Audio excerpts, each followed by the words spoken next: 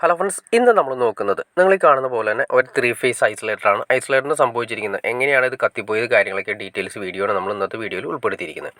ഇത് 3 ഫേസ് ഐസൊലേറ്ററാണ് വരുന്നത്. അതായത് നമ്മൾ ഏറ്റവും ആദ്യം 3 ഫേസ് കണക്ഷൻ, അതായത് 3 ഫേസും ഒരു ന്യൂട്രലുമാണ് വരുന്നത്. കറക്റ്റായിട്ട് മാർക്ക് ചെയ്തിട്ടുണ്ട്. ആദ്യത്തെ ന്യൂട്രൽ, പിന്നെ 3 ഫേസ് മാർക്ക് ചെയ്തിട്ടുണ്ട്. 61 ആംപിയറിന് കറക്റ്റായിട്ട് മാർക്ക് ചെയ്തിട്ടുണ്ട്. 61 ആംപിയറാണ് നമുക്ക് ഇതിൽ നിന്ന് മാക്സിമം നമുക്ക് ഔട്ട്പുട്ട് എടുക്കാവുന്നത്. 3 ഫേസും ന്യൂട്രലും കൂടി ഒന്നിച്ച് കൺട്രോൾ ചെയ്യുന്നത്. ആദ്യമേ തന്നെ അതിൻ്റെ അടിയിൽ കാര്യങ്ങളെല്ലാം കൊടുക്കുന്ന ആദ്യം ന്യൂട്രൽ താഴെ ഈ ലെഫ്റ്റ് സൈഡ് വരുന്നു. ബാക്കി എല്ലാം തന്നെ റൈറ്റ് സൈഡിൽ 3 റെഡ് YB എന്ന് പറയുന്ന RYB എന്ന് പറയുന്ന 3 ഫേസുകളാണ് നമ്മൾ കൊടുക്കുന്നത്.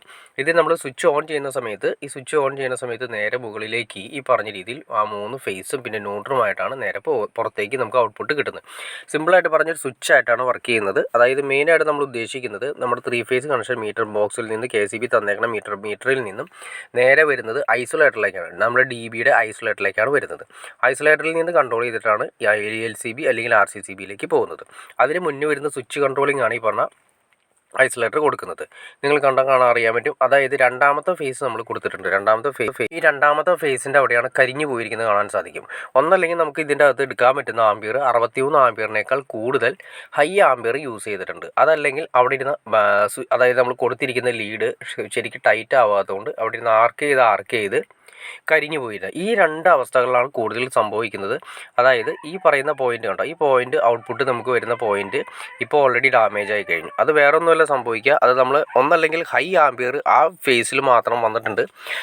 ഇതിൽ കൂടുതൽ എടുക്കുന്നതിനേക്കാൾ 61 ആംപിയറിനേക്കാൾ കൂടുതൽ ആംപിയർ ആ ഫേസിൽ നിന്ന് എടുത്തിട്ടുണ്ട്. അതല്ലെങ്കിൽ അവിടെ ഇരുന്ന് കറക്റ്റ് നമ്മൾ ടൈറ്റ് ചെയ്യാത്തതുകൊണ്ട് അത് അവിടെ ഇരുന്ന് നമ്മൾ ഹൈ ആംപിയർ എടുക്കുന്ന സമയത്ത് ആർക്ക് ചെയ്യാൻ തുടങ്ങും. ആർക്ക് ചെയ്യാന്ന് വെച്ചിട്ടുണ്ടെങ്കിൽ ലൂസ് കോൺടാക്റ്റ് കറക്റ്റ് ചെയ്ത് നമ്മൾ എന്തെങ്കിലും ഡിവൈസുകൾ വർക്ക് ചെയ്യുന്ന സമയത്ത് അതിൻ്റെ ഔട്ട്പുട്ടിൽ നിന്ന് എടുക്കുന്ന സമയത്ത് ഡിവൈസ് വർക്ക് ചെയ്യുമ്പോൾ കറക്റ്റ് പ്രോപ്പർ കണക്ഷൻ കിട്ടാതെ ആയി കഴിയുമ്പോൾ അത് കറക്റ്റായിട്ട് ആർക്ക് ചെയ്യാൻ തുടങ്ങും. അങ്ങനെ ആർക്ക് ചെയ്ത് ആ ഏരിയ മൊത്തം പെട്ടെന്ന് കിട്ടുന്ന അവസ്ഥയിൽ ആ ഏരിയ മൊത്തം കരിഞ്ഞു പോകും. അങ്ങനെയും സംഭവിക്കാറുണ്ട്.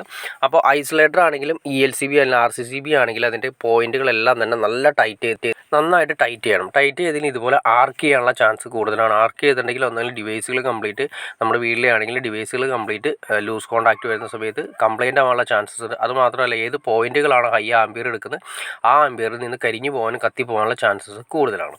ഇപ്പോൾ നമ്മൾ സാധാരണ ഉപയോഗിക്കുന്നത് 61 ആംസാണ് സാധാരണ വീടുകളിലൊക്കെ നമ്മൾ ഉപയോഗിക്കുന്നത്. ഇതിനേക്കാൾ കൂടുതൽ ഇൻഡസ്ട്രിയൽ പർപ്പസിന് വേണ്ടിയിട്ടാണ് 100 ആംപിയർ കാര്യങ്ങളൊക്കെ ഐസൊലേറ്റർ നമ്മൾ RCCB കാര്യങ്ങളൊക്കെ യൂസ് ചെയ്യുന്നത്.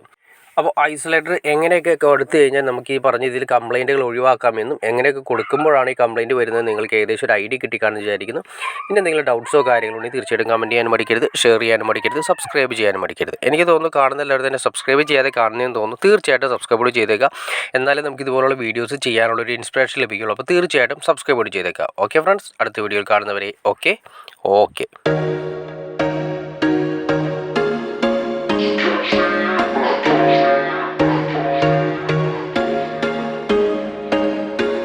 There was once a day that I would pray for you. I'd go and misbehave just so you'd notice too. Sneaking looks up and down from across the room. Damn, what a hell of a view. I feel good.